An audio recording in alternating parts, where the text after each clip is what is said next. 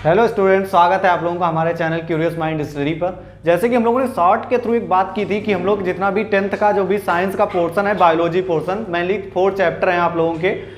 मैंने उस चैप्टर्स के बारे में आप लोगों को बताया था। लाइफ प्रोसेस, हेरिडिटी हो गया, कंट्रोल कोऑर्डिनेशन हो गया, और उसके साथ साथ में भी आप लोगों का हाउ टू एनिमल रिप्रोड्यूस, चार चैप्टर हैं, मिला करके 20 मार्क्स का था। तो मैंने आप लोगों से बात की थी कि जितने भी इंपॉर्टेंट टॉपिक होंगे, देखिए बेटा, यूपी बोर्ड है या सीबीएसई बोर्ड हो, जहां भी हो, रिपीटेड क्वेश्चंस आते हैं। कोई बार बार क्वेश्चंस को सिलेबस चेंज नहीं कर देगा, वही क्वेश्चंस रहते हैं। तो आज हम लोग एक क्वेश्चन लेकर के आए हैं जो कि बहुत बार पूछा गया है। तकरीबन 2008-9 से अगर आप स्टार्ट करेंगे 2013 से तो 2023 तक, लगातार 2023 तक बराबर एक क्वेश्चन क्या गया है, रिपीटेड क्वेश्चन है कि मेंडल्स लॉ क्या होता है, मेंडल्स लॉ ऑफ इनहेरिटेंस क्या होता है। तो मेंडल्स लॉ ऑफ इनहेरिटेंस की बात करें तो हम लोग बात कर रहे हैं, किसकी कर रहे हैं, जेनेटिकली बात कर रहे हैं हम लोग, किसकी, अनुवांशिकी की। ठीक है, तो मेंडल जी जो थे उन्होंने 3 लॉ दिए थे। किसके बेसिस पे on the basis of experiment, किसके बेसिस पे, एक्सपेरिमेंट के बेसिस पे उन्होंने 3 क्या दिए थे, लॉ दिए थे। पहला लॉ दिया था law of dominance, law of segregation, law of independent assortment. ठीक है,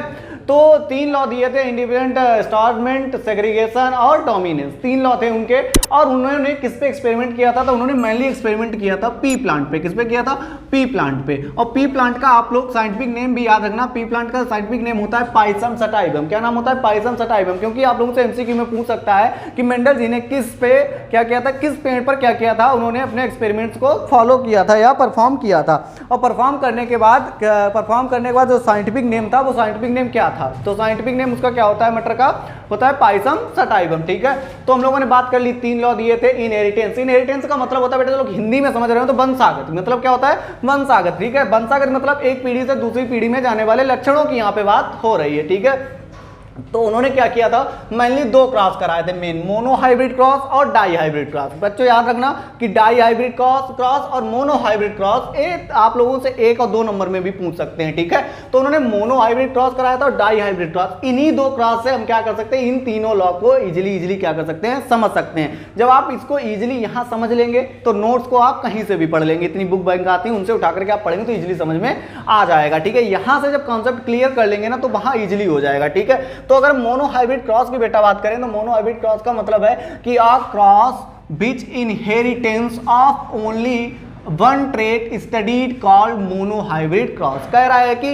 एक केवल सिंगल ट्रेट लेकर के और क्या करना, उसके बीच में क्रॉस कराना, और क्रॉस करने के बाद उसकी स्टडी करने को हम लोग क्या कहते हैं, मोनो हाइब्रिड क्रॉस करते हैं। याद रखना यहाँ पे कैसा, कितना ट्रेट है, सिंगल ट्रेट है, not double trait, single trait है। तो सिंगल ट्रेट में जैसे कि बेटा हम लोग ले सकते हैं, जैसे कि उन्होंने क्या किया था, पहले प्योर टाल पी प्लांट लिया था। प्योर मतलब बिल्कुल अच्छा सा लंबा सा पेड़ का पौधा लिया, और एक अच्छा सा बौना पेड़ लिया, डॉर्फ प्लांट लिया। कैसा प्लांट लिया, डॉर्फ प्लांट लिया। मतलब कि उनके अंदर एक ही लक्षण है, कि एक ही ट्रेट है। कौन सा है, एक लोग छोटे से हैं और एक लोग बड़े से हैं। तो छोटे और बड़े वाले को क्या कराया, क्रॉस कराया। और क्रॉस कराने के बाद में उन्होंने देखा कि F1 जनरेशन में क्या होता है, कौन सा लक्षण आता है और कौन सा नहीं आता है।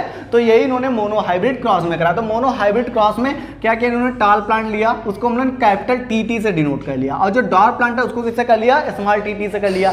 तो जब इन्होंने सेल्फ पॉलिनेशन उसमें होने दिया, जब सेल्फ पॉलिनेशन हुआ तो क्या हुआ, एक कैपिटल T आया, एक स्मॉल t आया। ठीक है, लेकिन पेड़ कौन से बने, प्योर इम्प्योर टाल प्लांट बने। कैसे बने, हाइब्रिड प्लांट भी इसको हम कह सकते हैं। इम्प्योर टाल प्लांट बना किसका, पी का। ठीक है, तो यानी कि यहां पे इन्होंने क्या किया, ए हो गया आपका, ए एग्जांपल है किसका, यहां पे इस जनरेशन में इतना आया। फिर मेंडल जी ने क्या किया, फिर भी उनका दिमाग नहीं माना, साइंटिस्ट है ना, तो उन्होंने कहा अब इसके बाद में हम फिर से क्रॉस कराते हैं। तो उन्होंने फिर से क्रॉस कराया। जब फिर से क्रॉस कराया, इस क्रॉस में उन्होंने कौन से पेड़ लिए, जो उन्होंने तैयार किया था, कौन सा, हाइब्रिड वाला प्लांट या का इम्प्योर टाल वाला प्लांट। 2 प्लांट लिए और दोनों के बीच में क्या करा दिया, क्रॉस करा दिया। तो जब क्रॉस कराया तो क्रॉस हुआ तो कैपिटल टी, स्मॉल टी, यहां से small T, capital T, small T, यानी कि जब रेशियो आया किस जनरेशन में, ए बात कर रहे थे हम लोग F1 जनरेशन में, अब हम लोग बात करेंगे किसमें, F2 जनरेशन में। किसमें, F2 जनरेशन में। जब दोबारा उन्होंने कराया तो जब उन्होंने दोबारा क्रॉस कराया तो क्या हमारा रेशियो आया, हमारा रेशियो आया 3 प्लांट कैसे थे, टाल थे, और 1 प्लांट कैसा था, डॉर्फ था। यानी कि जब हमने पेड़ों को देखा, उन पेड़ों को जब उनसे पेड़ उगे तो हमने देखा तो हमें ये दिखाई दिया कि 3 पेड़ लंबे से हैं और 1 पेड़ छोटा सा है, तो हमने कह दिया 3 पेड़ लंबे हैं और 1 पेड़ छोटा है। अब यहीं पे एक बात और आ गई, एक होता है जीनोटाइप कौन सी चीज होती है, फिनोटाइप कौन सी चीज होती है। तो बेटा ये चीज समझ लो, फिनोटाइप जो आपको ऊपर से दिखाई दे दैट इज फिनोटाइप, और जो चीज आप लोगों को पैतृक से मिल रही है, पीढ़ियों से मिल रही है, जीन से मिल रही है, उसको हम लोग कहते हैं जीनोटाइप। ठीक है, तो यहां पे क्या था, जीन्स के अकॉर्डिंग जो हमको मिला था उसमें प्योर टाल केवल 1 प्लांट था, 2 पेड़ कैसे थे, इम्प्योर टाल थे, और 1 पेड़ कैसा था, प्योर डॉर्फ था। यानी कि जब जीन्स के अकॉर्डिंग हम देखेंगे तो 1 हमारा प्योर टाल है, 2 हमारे इम्प्योर टाल है और 1 हमारा प्योर डॉर्फ प्लांट है। तो ये होता है जीनोटाइप। अगर फिनोटाइप की बात करें, जो हमने देखा वही हमने जाना, जो हमने देखा कि 3 पेड़ लंबे हैं तो 3 पेड़ लंबे हैं, तो जो 1 पेड़ है वो डॉर्फ है तो डॉर्फ है। तो ये होता है फिनोटाइप और जीनोटाइप। ये भी आपसे पूछता है एमसीक्यू में या शॉर्ट में पूछ लेगा कि जीनोटाइप और फिनोटाइप को विद किसके, डायग्राम के हिसाब से बताइए। ठीक, ये हो गया आपका मोनोहाइब्रिड क्रॉस। अब अगर बात करें हम लोग डाई हाइब्रिड क्रॉस क्या होता है, तो डाई हाइब्रिड क्रॉस को और एक चीज, यहाँ पे एक संकर संकरण, हिंदी वाले जो यूपी बोर्ड के हमारे स्टूडेंट हैं तो याद रखें इसको कहते हैं एक संकर संकरण। ठीक है, और जो हमारा होता है हमारा डाई हाइब्रिड क्रॉस, उसको कहते हैं हम लोग द्विसंकर संकरण। क्या कहते हैं, द्विसंकर संकरण। ठीक है, हिंदी में भी याद करते चलिए, जिन बच्चों को दिक्कत हो रही है इंग्लिश से तो थोड़ा हिंदी में पढ़ लेंगे तो इजीली अच्छे से पता चलेगा। मोनो संकरण मतलब एक संकर संकरण और द्विसंकर संकरण। तो इसमें द्विसंकर से आपको पता चल रहा है कितने होंगे लक्षण, 2। यहाँ पे कितना था, 1। यहाँ पे कितने होंगे, 2। यहाँ पे 2 होंगे तो क्या लिखा है, when the inheritance of 2 traits. जब 2 ट्रेट्स का क्या होगा, इनहेरिटेंस हम देखेंगे, क्रॉस कराएंगे तो उसको हम लोग कहेंगे डाई हाइब्रिड क्रॉस। यहां पे हमने सिंगल ट्रेट लिया था, एक लंबे हैं एक भाई साहब छोटे हैं, लेकिन यहां पर हमने जो दूसरा हमने लोगों ने लक्षण लिया वो क्या लिया, हमने ऐसा मटर का पेड़ ढूंढा, उसके अंदर जो उसके सीड्स थे येलो कलर की, जिसकी फलियां थी और सीड्स कैसे थे, राउंड थे।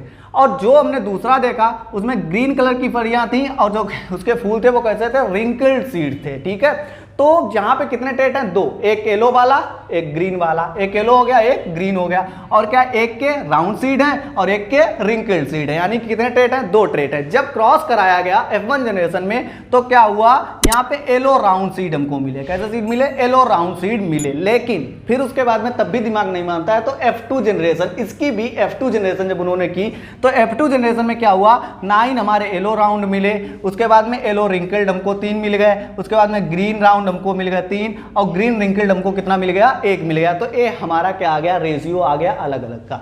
ये बात हो गई किसकी, डाई हाइब्रिड क्रॉस की, यानी कि 2 ट्रेट को लेकर के जब भी क्रॉस कराया जाएगा उसको हम लोग कहेंगे डाई हाइब्रिड क्रॉस, और जब एक ही केवल हम लेंगे, एक को लेकर के, एक ट्रेट को लेकर के जब भी हम लोग क्रॉस कराएंगे उसको हम लोग क्या कहेंगे, मोनो हाइब्रिड क्रॉस कहेंगे। ठीक, अब ये तो बात हो गई क्रॉस की, कहेंगे सर आप तो लॉ पढ़ाने वाले थे, आप तो ये पढ़ाने dihybrid cross, monohybrid cross, तो इन्हीं मोनो हाइब्रिड क्रॉस और डाई हाइब्रिड क्रॉस में छिपे हुए हैं आपको तीनों लॉ इसी में दिखाई देंगे। इनका एक्सप्लेनेशन इतना ईजी तरीके से आप केवल 2 डायग्राम को बनाएंगे और उसमें 2-2 3-3 लाइन लिखेंगे, बस आपके 4 मार्क्स पक्के।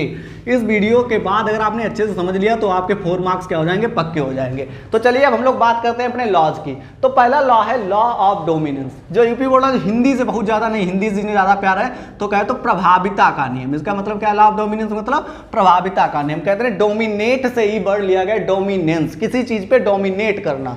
ठीक है, उसको हम लोग क्या कहते हैं, डोमिनेंस। ठीक है, अब यहाँ पे जब हम लोग अपना आते हैं लौट करके वापस आते हैं मोनो हाइब्रिड क्रॉस में, जब हम लोग F1 जनरेशन किया था तो उसमें क्या हुआ था, हमने एक लंबा पौधा लिया था, एक छोटा पौधा लिया था, लेकिन जब पेड़ बना था तो लंबा वाला बना था। मतलब कि एक जो ट्रेट था वो दूसरे ट्रेट पे क्या कर गया, डोमिनेट कर गया। डोमिनेट कर गया मतलब उसने अपना प्रभाव दूसरे के ऊपर दिखाया और उसको अपना जैसा बना लिया, इसको कहते हैं डोमिनेंस। यहीं पे मेंडल जी ने लॉ दिया किसका, डोमिनेंस का। उन्होंने बताया कि पीढ़ी दर पीढ़ी क्या होता है, कुछ लक्षण हमारे एक दूसरे लक्षण पे क्या कर जाते हैं, डोमिनेट कर जाते हैं। जैसे कि क्या होता है कि जब मम्मी आपकी मान लो कि डॉर्फ है, पापा लंबे हैं, तो क्या होता है कि जब भी क्या होता है, जब आप लोग होंगे तो उसमें आप लोग देखते होंगे या तो लंबे हो जाओगे या तो क्या हो जाओगे, बौने हो जाओगे, दोनों चांसेस रहते हैं। यानी कि एक लक्षण जो आपका है, एक ट्रेट है, वो दूसरे ट्रेट पे क्या करेगा, डोमिनेट जरूर करेगा। इस लॉ को हम लोग क्या कहते हैं, लॉ ऑफ डोमिनेंस। ठीक है, तो यही आपका केवल इतना डायग्राम बनेगा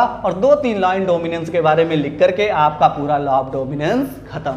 अब कहोगे सर ठीक है डोमिनेंस तो पता चल गया, लेकिन सेग्रीगेशन क्या होता है? सेग्रीगेशन को बेटा हिंदी में कहते हैं पृथक्करण का नियम। आप लोग समझ गए हो, पृथक मतलब अलग अलग हो जाना, एक में मिलकर के नहीं रहना, ठीक है। सो एक में मिलकर के नहीं रहना, हमें भैया अलग अलग रहना है। तो तुम लोग देखोगे अगर F2 जनरेशन में, फिर वापस आ जाओ मोनो हाइब्रिड में। अब हम लोगों ने क्या किया था, ये मिक्स वालों से ही, ये भैया मिक्स वाले हैं, प्योर नहीं है, एक ऐसे इम्प्योर है, इनका क्या करा था, फिर से हम लोगों ने क्रॉस करा। हमने कहा इम्प्योर इम्प्योर आओ, और तुम लोग क्रॉस करा के देखते हैं कि भैया तुम लोग क्या बनाते हो, देखते हैं तुम लोग डिफर होते हो कि नहीं होते हो, तुम लोग आपस में मिले रहते हो कि अलग अलग हो जाते हो। तो इन्होंने कहा नहीं नहीं, अब हम अलग अलग हो जाएंगे। तो अलग अलग हो जाने में जब दोबारा क्रॉस कराया गया तो क्या हुआ, कैपिटल टी से टी, फिर ऐसे फिर पूरा आया जो मैंने तुम्हें दिखाया। तो एक आपका क्या बना, प्योर टाल, और दो क्या बन गया, इम्प्योर टाल, और एक क्या बन गया, डॉर। जो यहाँ पे मिक्स हुए थे ये यहाँ पे क्या हो गया, टाल वाला अलग हो गया, डॉर वाला अलग हो गया, और इन्होंने अपनी मिक्स वाली दो संतानें क्या कर दी, प्रोड्यूस कर दी, जिसको कहेंगे इम्प्योर टाल। यही होता है आपका लॉ ऑफ सेग्रीगेशन या पृथक्करण का नियम। अब उसके बाद में कहोगे तो चलिए दो नियम तो हो गए, लेकिन तीसरा वाला बहुत बच्चों को लगता है कि लॉ ऑफ इंडिपेंडेंस असॉर्टमेंट बहुत बड़ा है और जो समझना बहुत कठिन है। नहीं, बिल्कुल कठिन नहीं है। तो उसके लिए आप डाई हाइब्रिड क्रॉस को तुरंत रिकॉल करिएगा। डाई हाइब्रिड को जैसे ही रिकॉल करेंगे तो 2 ट्रेड्स में हो रहा है आपका यहाँ पर। तो 2 ट्रेड्स में क्या, लॉ ऑफ इंडिपेंडेंस डे पे क्या होता है, आप लोग देखते होंगे स्वतंत्रता दिवस पे क्या होता है कि हम लोग सब लोग स्वतंत्र हैं, हमारा मन होगा हम वो काम करेंगे, जो नहीं मन होगा वो नहीं करेंगे। तो वही यहाँ पे इन लोगों ने अपना भैया स्वतंत्रता दिवस मना लिया है। इन्होंने कहा कि हमारा मन होगा जिससे हम उससे क्या करेंगे, क्रॉस जब होगा उसके साथ में जुड़ेंगे और अपना अलग ट्रेट या अलग लक्षण वाली संतान को क्या करेंगे, क्रिएट करेंगे, या अलग वैरायटी को क्रिएट करेंगे।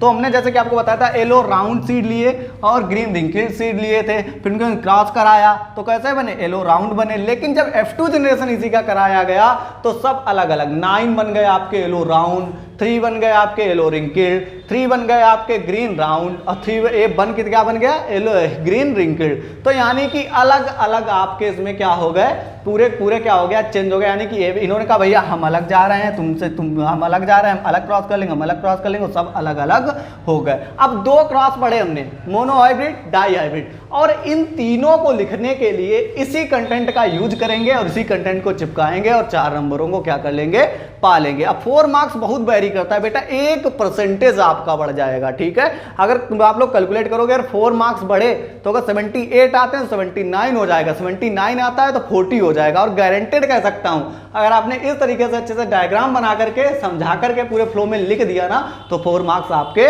पक्के हैं, ठीक है।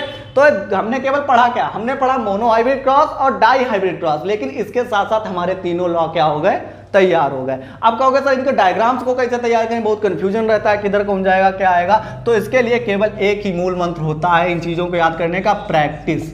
जितनी आप प्रैक्टिस करेंगे उतने आप perfect, practice make you perfect, यानी कि प्रैक्टिस आपको क्या बनाएगी, परफेक्ट बनाएगी। जो जितनी प्रैक्टिस करता है लाइफ में, जिस काम की आप जितनी प्रैक्टिस करोगे आप उतने ही उसमें क्या बन जाओगे, परफेक्ट बन जाओगे, ठीक है। जैसे कि मोबाइल नया नया लेते हो तो चलाने की क्या करते हो, प्रैक्टिस, देन आप क्या बन जाते हो एक दिन उसके, परफेक्ट। तो आपको अगर परफेक्ट बनना है तो आपको इन डायग्राम्स की क्या करनी पड़ेगी, प्रैक्टिस। टाइम अभी बहुत है, 2 दिन बैठोगे ना, 2 दिन में ये सब चीजें क्या हो जाएंगी, याद हो जाएंगी। So make a time for lot of study and क्या करना है, प्रैक्टिस ऑफ योर डायग्राम्स, ठीक है। मेन फोकस करना है प्रैक्टिस पे और उसके साथ साथ में कंटेंट को पढ़ना है, और शॉर्ट कंटेंट को हमारे यहाँ से इजी कंटेंट को क्या करना है, पढ़ना है और सीखना है कैसे कम पढ़ करके और ज्यादा कंटेंट लिख करके और अच्छे मार्क्स लाने का क्या तरीका होता है, ठीक है।